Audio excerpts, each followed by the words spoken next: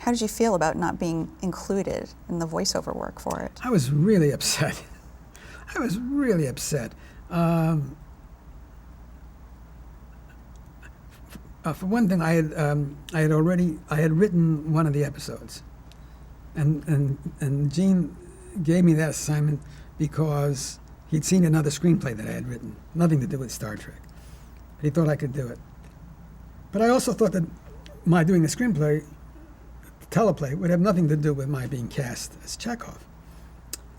But the guys who were running that company, I can't think of their names. I can see that I'm getting a little tired.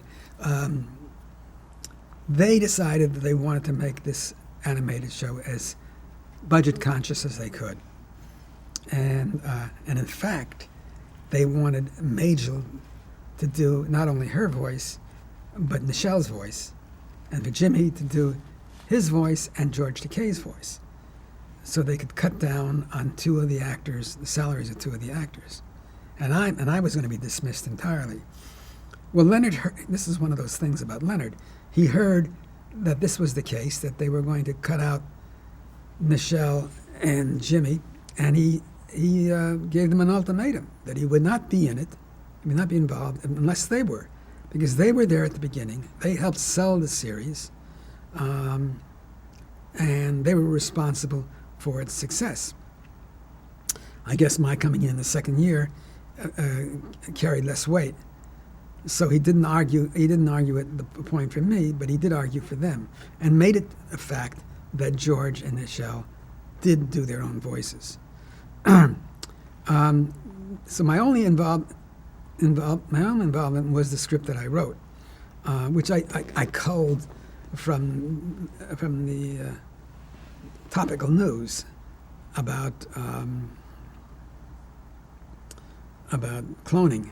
My story was about cloning, and it got more and more bizarre as I wrote it, because Gene decided that since this is animation, we could do anything we wanted. We didn't have to worry about money or the intricacies of building, creatures. So he had a lot of talking vegetables, is what he did. And I wasn't too pleased with that. I thought that was taking the point a little far, and damaging its credibility. And I don't think it was that well received. I think it was one of those episodes that if you were giving them from an A grade to a D grade, mine was probably a C plus or B minus grade. Was this the first time you had actually written for a Star Trek storyline? Did you ever do that during the original series, of offering an idea for the story writers? This was the first time I had actually done that, and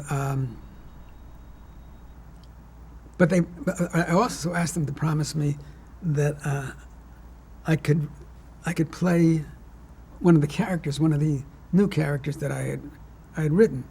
That he was only in the one episode. Dr. Caniculus, his name was. It was a scientist, and they said, "Yeah, you can play that." But it wasn't up to Dorothy or Gene. It was up to the guys who were running the cartoon production, and they let me come in and read. But I had a very distinct feeling that it was a very token gesture. They had no intention of having me play the part. And they didn't. They ended up having Jimmy do it, because they didn't want to pay the extra money. And they were just pacifying me. As far as offering some ideas, for Star Trek, way back between the second and third season, after the third season, and before we started the movies, there was a plan to do another television series of Star Trek. They were going to do it as another television series. And they sent us all a breakdown of how the characters would have evolved during the 3 or 5 years that we had not been shooting.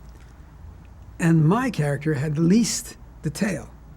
It was, if everybody else's character was a paragraph or two, Mine was a couple of lines.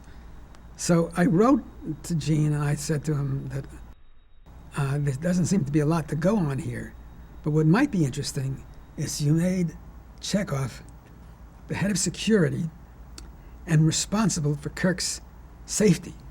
I said, what we have here, we have a very interesting comic relief situation where Chekhov is always willing to put himself on the line to save Kirk, who needs no saving, you know. And I thought that would be a refrain that we could come back to. And he liked it, and that's the last I heard of it.